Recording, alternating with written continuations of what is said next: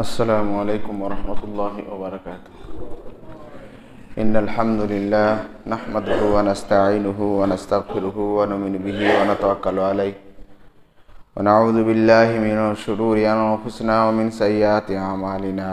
من يهدي الله فلا مضل له ومن يضلله فلا هادي له. وأشهد أن لا إله إلا الله وحده لا شريك له وأشهد أن محمدا عبده ورسوله. أما بعد، أعوذ بالله من الشيطان الرجيم. بسم الله الرحمن الرحيم. يا أيها الناس اتقوا ربكم الذي خلقكم من نفس واحدة وخلق منها زوجها وبث منهما رجالا كثيرا ونساء واتقوا الله الذي تساءلون به والأرحام إن الله كان عليكم رقيبا. يا أيها الذين آمنوا اتقوا الله وقولوا قولا سديدا يصلح لكم أعمالكم يغفر لكم ذنوبكم ومن يطع الله ورسوله فقد فاز فوزا عظيما. يا أيها الذين آمنوا اتقوا الله حق تقاته ولا تموتن إلا وأنتم مسلمون. اللهم صل على محمد وعلى آل محمد كما صليت على إبراهيم وعلى آل إبراهيم إنك حميد مجيد. اللهم بارك على محمد وعلى آل محمد كما باركت على إبراهيم وعلى آل إبراهيم إنك حميد مجيد. رب اشرح لي صدري ويسر لي أمري واحلل عقدة من لساني يفقهوا قولي. رب زدني علما. وقال رسول الله صلى الله عليه وسلم من تشبه بقوم فهو منه. وقال الله تبارك وتعالى قل يا أيها الكافرون لا أعبد ما تعبدون ولا أنتم عابدون ما أعبد ولا أنا عابد ما عبدتم ولا أنتم عابدون ما أعبد لكم دينكم ولي دين. وقال الله تبارك وتعالى رب اشرح لي صدري ويسر لي أمري واحلل عقدة من لساني يفقهوا قولي. সমস্ত প্রশংসা ও সমস্ত তারিফ সে মহান আল্লাহ সুবহানাহু ওয়া তাআলার জন্যই, যিনি আমাদের আজ পবিত্র জুমার দিন খুতবার পূর্বেই ঠিক সময় মসজিদে হাজির করেছেন। সে আল্লাহ সুবহানাহু ওয়া তাআলার লাখো কোটি প্রশংসা, তার সম্মানের মতো প্রশংসা, তার ইজ্জতের মতো প্রশংসা। সকলে বলি আলহামদুলিল্লাহ। তারপরে পরে আমাদের আখিরে নবী তাজদারে মদিনী আহমদ মুজতবা মুহাম্মদ মুস্তাফা রাসূল আরবি সাল্লাল্লাহু আলাইহি সাল্লামের উপর অগণন দরুদ হোক। আল্লাহুম্মা সাল্লি আল্লাহুম্মা বারিক আলাইহি।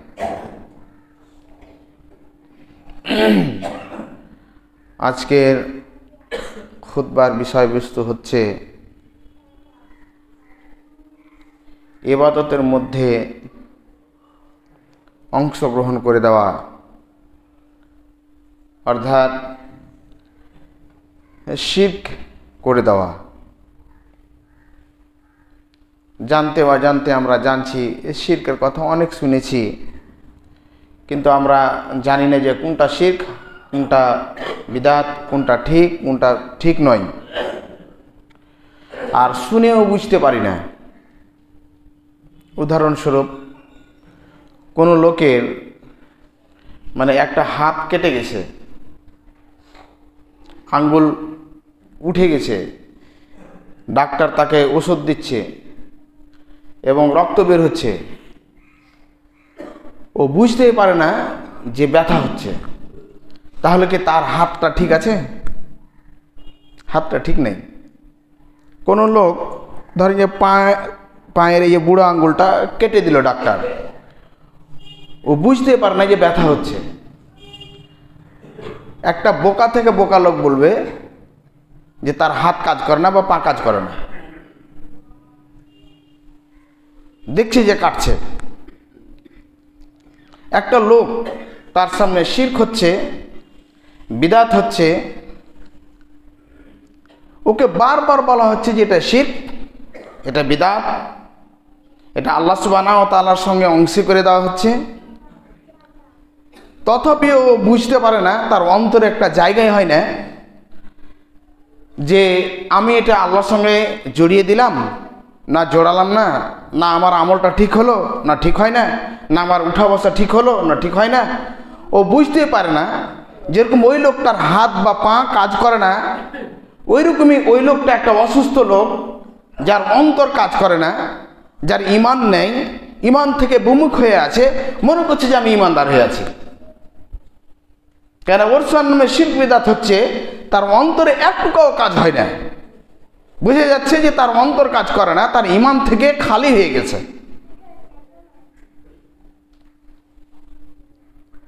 এই কথাগুলো বারবার আমরা শুনি, শোনার পরে আমল যদি না করি কোনো প্রয়োজন নেই। আল্লাহ সুবহানাহু ওয়া তাআলা, আমরা যদি দিনকে সবাই মানি তো আল্লাহ সুবহানাহু ওয়া তাআলার কিঞ্চিত পরিমাণ চুল বাড়াবার, তার চাইতে কম অনুপরিমাণ ইজ্জত বেড়ে যাবে না। আর পৃথিবীর সবাই যদি, সব মাখলুক যদি আল্লাহ সুবহানাহু ওয়া তাআলাকে প্রত্যাখ্যান করে, আল্লাহকে যদি না মানে, লা ইলাহা ইল্লাল্লাহু ওয়াহদাহু লা শারীকা লাহু যদি মিসদাকের উপর যদি না চলাফেরা করে, তা আল্লাহ সুবহানাহু ওয়া তাআলার কিঞ্চিত পরিমাণ অনুপরিমাণ আল্লাহ সুবহানাহু ওয়া তাআলার ইজ্জত কমে যাবে না। শুধুমাত্র লাভ এবং লোকসান আমাদেরই। আমরা নাকি শিক্ষিত পরিবার, শিক্ষিত সমাজ, শিক্ষার হার বেড়েছে। অবশ্যই দেখতে পাচ্ছি আজ থেকে 90 শতকের দিকে, প্রায় 20 থেকে 30 বছর পূর্বে একটা গ্রামে MA পাস দেখিনি, এবং এক একটা থানাতে মনে হচ্ছে ডক্টরেট ছিল, PhD করে এসছে, অমুক থানার অমুক, এরকম হতে পারে। কিন্তু আজ দেখবেন বাড়িতে বাড়িতে গ্রাজুয়েশন, বাড়িতে বাড়িতে মাস্টার ডিগ্রি MA করে আছে, বাড়িতে বাড়িতে B.Ed D.Led রয়েছে, বাড়িতে বাড়িতে শিক্ষা, বাড়িতে বাড়িতে টিচার। ছোট্ট বেলা একদম ওর 2.5 বছর 3 বছর হয়েছে, ওর পিঠে একটা এত বড় বস্তা, আর কত টিউশন, আর হোম টিউশন, আর অমুক টিউশন। কিন্তু দেখেন তার চাইতে বর্বরতা বেশি। রাসূল সাল্লাল্লাহু আলাইহি ওয়াসাল্লাম বলছেন, ইরফাউল ইলম বাসতাতাল জাহাল, শিক্ষা উঠে যাবে, অজ্ঞতা প্রসার পাবে। শিক্ষা উঠে যাবে, অজ্ঞতার বিকাশ ঘটবে। আজ আমরা সবাই শিক্ষিত বলছি নিজে, আমরা কি শিক্ষিত বলেন তো? আমরা যদি শিক্ষিত হতাম তাহলে আমাদের ছেলে মেয়েদেরকে ওই সরস্বতী পূজাতে পাঠাতাম না, ওই সরস্বতী পূজার অংশগ্রহণ করতে দিতাম না। যতগুলো কলেজ, স্কুল, যতগুলো সমাজে লেখাপড়ার প্রতিষ্ঠান, সব জায়গায় আজ পুতুল খেলা না পুতুল পূজা হলো, যেটা সরস্বতী, নাউজুবিল্লাহ, ও নাকি শিক্ষার দেবী। উচ্চ মাধ্যমিক পরীক্ষা, তার 2 দিন পরে উচ্চ মাধ্যমিক পরীক্ষা হবে। মেয়েকে সুন্দর করে সাজিয়ে কুজিয়ে, একদম হলুদ মাখিয়ে, নতুন কাপড় পরে সেই সরস্বতী পূজাতে অংশগ্রহণ করাচ্ছে। বলছে না, এটা যাচ্ছে, খুশির ব্যাপার, কোনো ব্যাপার নাই। ওই অসুস্থ লোকের মতো, যেরকম তার হাত কেটে গেছে, ও বুঝতে পারে না যে হাত দিয়ে রক্ত পড়ছে কি না পড়ছে, তার কাজ করছে কি না করছে, না প্যারালাইসিস হয়ে গেছে, ওই রকমই ওর অন্তরটা কাজ করে না, ঈমান থেকে বিমুখ হয়ে গেছে, যে ওই লোকটার তার ঈমান আছে কি না আছে। আপনি নিজে ভাবুন, বিশ্বনবী সাল্লাল্লাহু আলাইহি সাল্লামকে কুফফারে কুরাইশ, সমস্ত লিডাররা, বড় বড় লিডাররা, আবু জাহেল এবং তার সঙ্গপঙ্গরা, আবু সুফিয়ান, উতবা, সাইবা, সব মিলে এসে আল্লাহ রাসূল সাল্লাল্লাহু আলাইহি সাল্লামকে বললেন, হে মুহাম্মদ সাল্লাল্লাহু আলাইহি সাল্লাম, তুমি একটা কাজ করো। তুমি তো আমাদের খোদা, অর্থাৎ আমরা যে 360টির যে পূজা করছি, এই পূজার তুমি বিরোধিতা করিও না, একাত্মবাদের ঘোষণা দিও না, বুঝে না এটা হবে। তাহলে এক কাজ করো, তুমি কি আমাদের মধ্যে সর্দার হতে চাও, বাদশাহ হতে চাও? তোমাকে যা টাকা পয়সা লাগবে আমরা জমা করে আরব বিশ্বে তোমাকে রাজা মেনে নিব। আর তুমি তো আল্লাহ আমিন, তোমাকে আমানতদার মনে করি। বলছে না, আমি টাকা পয়সা চাই না। তাহলে তুমি কি বিশ্ব সুন্দরীকে বিয়ে করতে চাও? বলছে না, আমি বিয়ে করতে চাই না। তুমি কি চাও? বলে আমি কিছু চাই না, আমি আল্লাহ সুবহানাহু ওয়া তাআলার যে কথা সে মানুষের সামনে প্রচার করার জন্য এসেছি, আমি সেটাই করব। বলে তাহলে এক কাজ করো, তোমরা কিছুদিন আমাদের খোদার অর্থাৎ হুবল, লাত, উজ্জা, সানাম, এই যে পুতুলগুলো রয়েছে এগুলোর তোমরা ইবাদত করো, আর আমরা কিছুদিন মানে এরকম করে দেবো, মানে তোমাদের খোদার অর্থাৎ নাউজুবিল্লাহ আল্লাহ সুবহানাহু ওয়া তাআলার আমরা ইবাদত করব। অর্থাৎ কম্প্রোমাইজে চলে আসবো। যেরকম আমরা বলছি এখন যে মানে ইবাদত যার যার আছে, ধর্ম যার যার আছে, উৎসব সবার। আর ওর ধর্ম ও মানছে, আমি কি ওটাকে মানছি? এবং সেই সরস্বতী পূজাতে গিয়ে অংশগ্রহণ করছে, দুর্গা পূজাতে গিয়ে অংশগ্রহণ করছে, কালী পূজাতে গিয়ে অংশগ্রহণ করছে, আর নিজের ভ্রাতৃত্ব প্রকাশ করছে। এটার নাম ভ্রাতৃত্ব নয়। আল্লাহ সুবহানাহু ওয়া তাআলা কোরআনের মধ্যে বলেছেন, কুল ইয়া আইয়ুহাল কাফিরুন, হে মুহাম্মদ তুমি বলে দাও কাফিরদেরকে, লা আ'বুদু মা তা'বুদুন, তোমরা যা ইবাদত করছো তার আমরা ইবাদত করব না। প্রকাশ্যভাবে বলা হয়েছে। আমরা পড়ছি, শুনছি, তর্জমা জানি, সবই জানি। তাহলে আপনি বলুন তো তার মানুষটা কি মানে তার মানে সুস্থ অবস্থায় আছে না অসুস্থ অবস্থায় আছে? বলুন আপনি, ভেবে দেখুন যে ওই ব্যক্তি কোরআন হাদিসের উপরে আছে না নেই। আজ মালদা কলেজ থেকে দেখেন বা যে কোনো কলেজ থেকে দেখেন যে ডেক বের হচ্ছে, ওই প্রতিমা তাদের যাচ্ছে, তো সেখানে 90% মুসলিম মেয়ের বাচ্চা ও গাড়ির উপরে, আর প্রসাদ নিয়ে এসে আবার বাড়িতে খায়, সবাইকেও দেয়। মানে খাওয়ার জিনিস খেতে তো পারে, কি ফতুয়া তার! ভাই, ইমান এটার নাম নয়। উকবা ইবনে আমির রাদিয়াল্লাহু তাআলা বলেন, রাসূল সাল্লাল্লাহু আলাইহি সাল্লাম বলেছেন, যখন কোনো ব্যক্তি যখন সফরের জন্য বের হয়, দিনের জন্য বের হয়, আল্লাহর জন্য বের হয়, তখন তার পিছন দিকে একজন ফেরেশতা নিয়োজিত করে দেওয়া হয়, ফেরেশতা তার সঙ্গে থাকে। আর যখন জিকির আজকার করতে থাকে তখন তার সঙ্গেও ফেরেশতা নিয়োজিত হতে থাকে এবং তার আমলনামা কিরামান কাতিবিন লিখে, এরকম করে তার সফরটা হয়। দ্বিতীয় হচ্ছে এই যে ব্যক্তি সফর করে আর ওই সফরে আল্লাহ সুবহানাহু ওয়া তাআলার জিকির আজকার হয় না, গান বাজনা হয় এবং কবিতা গাওয়া হয়, নাচ গাওয়া হয়, বিভিন্ন রকমের শিরক বিদআত মিশ্রিত কাজ করা হয়, তখন তার সঙ্গে একজন শয়তানকে নিযুক্ত করা হয় এবং শয়তান তার সঙ্গে থাকে এবং কিরামুন কাতিবিন তার আমলনামা যা হচ্ছে লিখতেই থাকে। জেনে রাখা অবশ্যই উচিত হবে যে আমাদের সফরটা যে হচ্ছে, এই সফরটা ফেরেশতার সঙ্গে হচ্ছে না শয়তানের সঙ্গে হচ্ছে। আজ আমরা যে ঠান্ডা গেল, আর ঠান্ডাতে যে আমরা পিকনিক খেয়ে বেড়ালাম, পিকনিক খেয়ে যাচ্ছি, ডেক এবং বড় বড় ডিজে, পুরো ফ্যামিলিকে নিয়ে সামনে আর পিছনে মানে বেলুন লাগিয়ে আর যাচ্ছি, আর হোয়াটসঅ্যাপে আর স্ট্যাটাসে ফেসবুকে ছাড়ছি।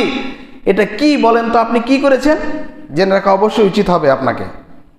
বলে দেওয়া আমার কর্তব্য, আপনি আমল করবেন না করবেন সেটা ব্যক্তিগত ব্যাপার। লাকুম দীনুকুম ওয়ালিয়া দীন, তোমার দিন তোমার কাছে, আমার দিন আমার কাছে। ওই রকমই আল্লাহ সুবহানাহু ওয়া তাআলা বলছেন, লাস্তা আলাইহিম বিমুসাইতির, তোমাকে দারোগা বানিয়ে পাঠায়নি যে তোমাকে পিটিয়ে কবুল করাতে হবে। আমার বলে দেওয়ার কাম, বাল্লিগু, পৌঁছে দেওয়ার কাম। আপনি একজন লোক, আপনি চুরি করেছেন, ডাকাতি করেছেন, যা করেছেন আল্লাহ সুবহানাহু ওয়া তাআলাকে চুপি চুপি বললেন যে আল্লাহ আমি এরকম ব্যাপার করে নিয়েছি, তা আল্লাহ সুবহানাহু ওয়া তাআলা রেহাই করে তাকে মাফ করে দিতে পারে।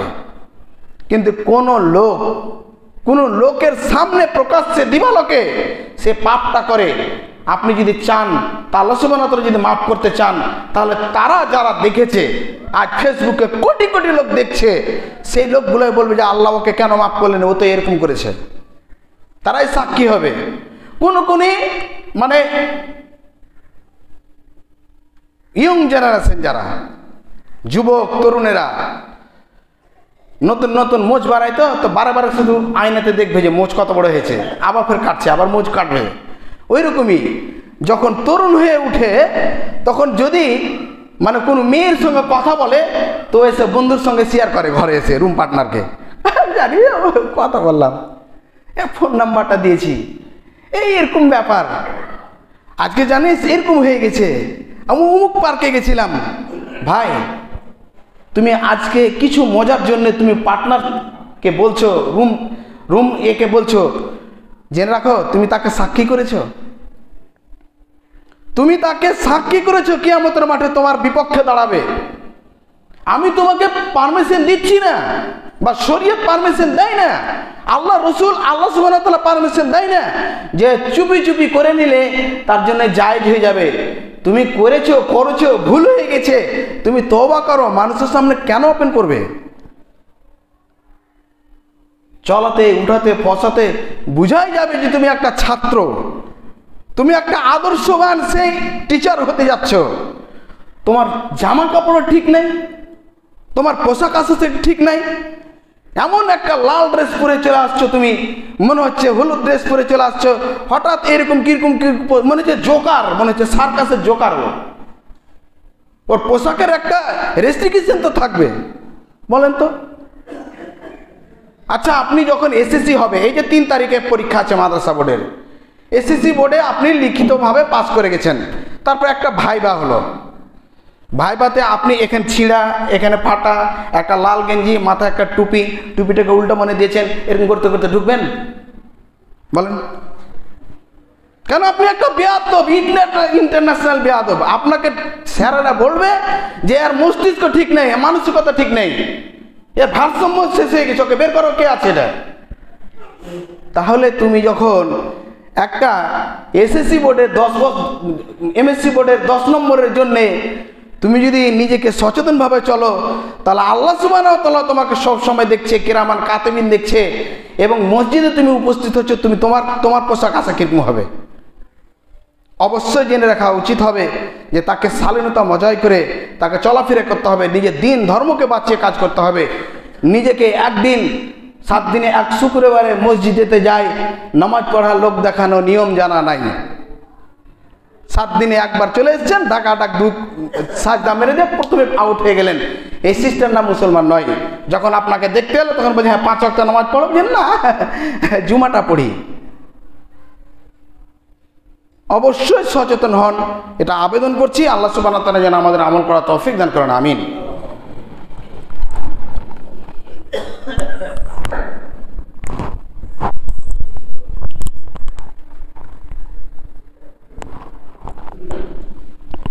ইন্নাল হামদুলিল্লাহ নাহমাদুহু ওয়া নাস্তাঈনুহু ওয়া নাস্তাগফিরুহু ওয়া নু'মিনু বিহি ওয়া নাতাওয়াক্কালু আলাইহি। বলছিলাম যে পোশাক আশাক, আপনি পোশাক আশাক ভালো পরে আছেন, তবুও আপনাকে দেখে নিতে হবে যে শরীয়ত কোন জায়গায় কি বলছে। অনেক লোক যারা সাধারণ ঘুরে বেড়াচ্ছে তো বেড়াচ্ছে, যারা পায়জামা পাঞ্জাবি পরিধান করে মসজিদে উপস্থিত হয়েছে, রাস্তায় চলাফেরা করছে, এবং সাদা পায়জামা পাঞ্জাবি আল্লাহ রসুলের পছন্দ, আহাব্বু সিয়াব ইলাল্লাহ ওয়া রাসূলি, আল্লাহ রসুলের নিকটে খুব সুন্দর, সেটা হচ্ছে সাদা পোশাক, কিন্তু পায়জামাটাকে নিচে লটকে রেখেছে, টাকনুর নিচে করে রেখেছে।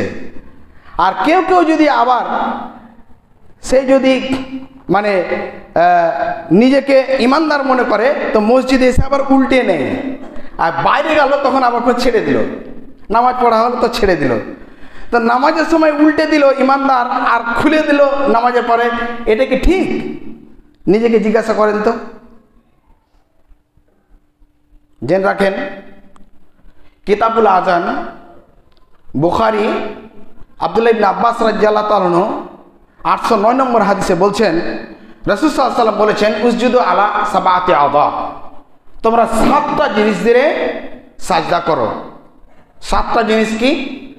ইয়াদাইন, 2টা পা, রুকবাতাইন, 2টা হাঁটু, রিজলাইন, 2টা পা, এই যে মানে এগুলো পায়ের পাতা, ওয়াল ওয়াজ, চেহারা। অর্থাৎ 7টা জিনিস একসঙ্গে সাজদাতে থাকবে। আর 2টো জিনিস থেকে আল্লাহ রাসূল সাল্লাল্লাহু আলাইহি ওয়াসাল্লাম বিরত থাকতে বলেছেন এই হাদিসটাতে। একটা হচ্ছে এই ওয়ালা ইয়াকুফা সাওবান ওয়ালা শা'রান, আর তোমরা কাপড়কে গুটায় না এবং চুলকে গুটায় না। চুলকে একদম যে বেঁধে নামাজ পড়তে মানা করা হয়েছে এবং কাপড়কে গুটাতে মানা করেছে। আপনার অসুবিধা হয়েছে, বড় হয়ে গেছে, হঠাৎ আপনার এরকম করে উঠিয়ে নেন। উঠানো আর গুটানোর মধ্যে পার্থক্য আছে। আপনি উঠিয়ে নেন, দর্জিকে বলেন গিয়ে নামাজের পরে যে আমার এটা হয়ে গেছে, আপনি কেটে দেন। আপনার নামাজে যদি আল্লাহ রাসূল সাল্লাল্লাহু আলাইহি ওয়াসাল্লাম মানা করে থাকেন, তাহলে কি আপনার নামাজ হচ্ছে কি? আপনি ফতোয়ার দিকে যাবেন না।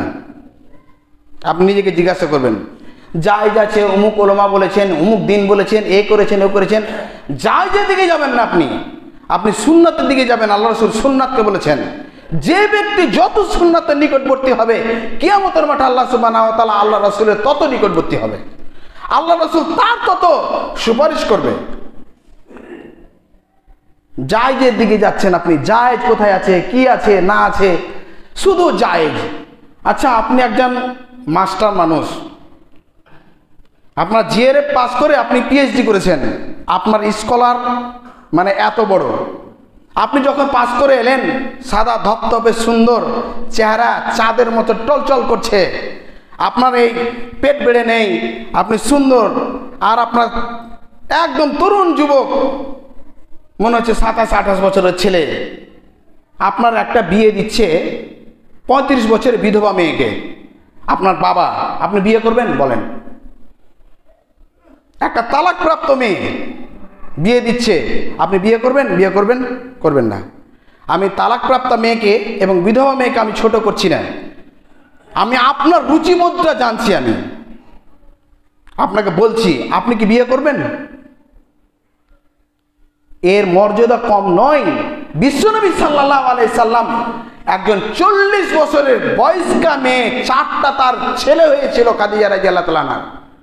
আল্লাহ রাসূল 25 বছরের তরুণ যুবক বিয়ে করছে। বিশ্ব নবী সাল্লাল্লাহু আলাইহি সাল্লাম সমস্ত লোককে বার্তা দিলেন যে কোন লোক, কুঁয়ারা লোক যদি বিয়ে করতে চায়, তাহলে বিধবা মেয়েকেও বিবাহ করতে পারবে, তালাকপ্রাপ্ত মেয়েকেও বিবাহ করতে পারবে। আল্লাহ রাসূল এরকম করে বলে দিলেন, এটাও একটা সুন্নাত। আপনি বিবাহ করবেন কিনা বলেন? আপনাকে বলি না, আপনি নিশ্চয় আপনি বেছে নেবেন যে উত্তম কোনটা। এটা জায়েজ, হারাম নয়, তাহলে আপনি কেন বিয়ে করলেন না? আপনি বলছেন যে মৌলানা সাহেব, আমি যদি এরকম করে নিই কাপড়কে, আমি এরকম যদি করে নিই কাপড়কে, আমি যদি এরকম করে চলি, যে এটাকে জায়েজ নয়। জায়েজ কে বলেছে? আপনাকে নয়। কোন লোক আবার বলবে টাকনুর নিচে কাপড় চলছে, ও সমাজের দায়িত্বশীল, ও কলেজের দায়িত্বশীল, ও মাদ্রাসার হেড প্রিন্সিপাল, ওই বিভিন্ন রকমের দায়িত্বের মধ্যে আছে, তার পায়জামাই ঠিক নেই, লাতার ফাতার করছে, চলছে একদম। ওকে বলছে যে আল্লাহ রাসূল সাল্লাল্লাহু আলাইহি ওয়াসাল্লাম বলেছেন, কোনো ব্যক্তি যদি অহংকার বশত সেই যদি নিচে যদি কাপড় যদি খয়ালা, সে ব্যক্তি যদি নিচে যদি মানে আসফাল ইদার, তার যদি এই টাকনুর নিচে যদি কেউ যদি রাখে, তাহলে ওই অংশটাকে, হাদিসে বলা হয়েছে, ওই অংশটাকে জাহান্নামে দেওয়া হবে।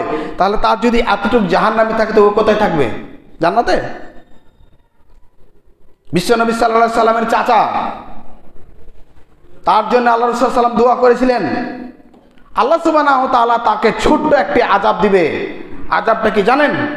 জাহান্নামের তাকে একটা জুতা পরানো হবে, তার উত্তপ্তে তার মগজগুলো টকবক করে ফুটবে, ওই রকমই যেরকম ভাত টকবক করে ফুটে। তাহলে ওই ব্যক্তি বলুন যে ব্যক্তি হাদিসটা শুনেছে ওই ব্যক্তি যদি টাকনুর উপরে যদি কাপড় না উঠায় তাহলে ওই ব্যক্তিটা সুস্থ মস্তিষ্কের নয়, সে একটা পাগল। এবং যদি পাগল যদি না হয় তাহলে শরীয়তকে ডিনাই করেছে, বলুক যে না বলুক। আর একটা হাদিসের মধ্যে এসেছে যে অহংকার বশত অনেকজনকে দেখবেন, আলিমিয়া নদভী রহমতুল্লাহ আলাই বলছেন তারিখে দাওয়াত ও আজিমাতের মধ্যে যে কিছুগুলো সমাজের মধ্যে যদি শিক্ষিত বোকাকে দেখতে চাও, শিক্ষিত বোকা, তাহলে তাদেরকে তোমাদের সামনেই আছে, তোমরা দেখে নিবে তারা কারা। দেখবেন আচ্ছা আপনার টাকনুর নিচে যে কাপড়টা, হ্যাঁ তখন ও ফতোয়া দিবে, ও তখন মুফতির বেটা, মুফতি একবারে ওখানে, ওর চাইতে বড় মুফতি আর নেই। ওই মৌলানা সাহেব আমরা তো শুনেছি যে অহংকার বশত নাকি ঝুলিয়ে রাখলে নাকি এরকম হয়, তা আমি তো এটা অহংকার করি না। অহংকার করে না, এই কথাটাই হলো অহংকার। কোনো ব্যক্তি বলছে যে আমার মধ্যে অহংকার নাই, ভাই তো জেনে নিতে হবে যে ও অহংকার করছে। কোন লোক বলে কথা কথা আমার রাগটা খুব কড়া, তুমি জানো, জেনে রাখতে হবে ইন্টারন্যাশনাল বোকা, কম্পিটিশন ফার্স্ট হবে নিশ্চিত। কোন লোক বলে আবার জানো যে আমি খুব রেস্ট্রিকশনে চলি, দেখা গেলো যে ও পায়জামায় ঠিক করতে পারে না, জেনে রাখা অবশ্যই উচিত হবে। কোন লোক যদি বলে যে তার পায়জামা ঠিক করে রাখে না আর বলে যে আমার অহংকার নেই, ওই অহংকার করছে। জেনে রাখা অবশ্যই উচিত হবে এই সমস্ত জিনিসগুলো দিয়ে যে তাকে আজ থেকেই নিজে নিজে মনে মনে এই তোমাদেরকে ভালো করে নিজের ভাইয়ের মতো, ইসলামী ভাইয়ের মতো, দ্বীনি ভাইয়ের মতো আমি তোমাদেরকে এটা নসিহত করলাম আল্লাহ রাসূলের কথা দিয়ে। ইনশাআল্লাহ আজকে এই তরুণরা তোমাদেরকে বলছি, আজ থেকে নিয়ত করে নাও যে আমরা টাকনুর নিচে কাপড় রাখবো না ইনশাআল্লাহ। বিজ্ঞান বলছে, বিজ্ঞান কি বলছে জানেন? যে কোনো ডাক্তার জাকির নায়েক বলছেন যে কোনো ব্যক্তি যদি টাকনুর নিচে ছেলেরা যদি কাপড় রাখে তো এই অংশটাতে একটা হরমোন রয়েছে, যে হরমোনটা পুরুষত্ব শক্তিকে বজায় রাখে।